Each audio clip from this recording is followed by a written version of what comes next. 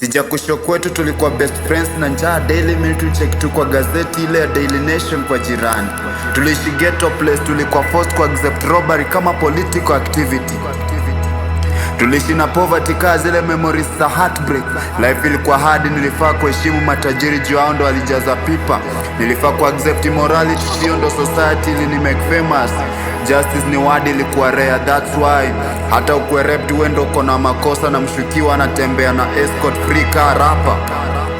Tuliishi kwa giza, ile light tuliona ni ya ule mama alitulea. Tuliishi kwa giza juu kila kona kulikuwa na mulika mwizi, but bado kesi za wizi na mada zilikuwa present. Ama gava ilituvako na mulika mwizi zilikuwa blind.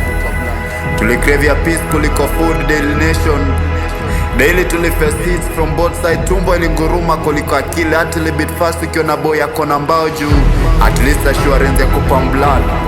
Life ya ghetto ilikuwa romantic juu uko wase wako friendly for once. Ili ni make ni south the other side of the world, place wase wana complain juu ya fake friends.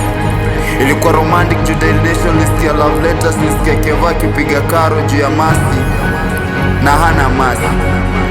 Ilikuwa romantic juu sisi wote tulikuwa disabled na hatuna kazi, so tulishikama ndugu. Ilikuwa romantic juu tulikuwa so intimate, hata kaa huku kuwa na miti, sisi wote tulisimama kimoja kaa jamii. MC Mafumbo Reptile the Poet.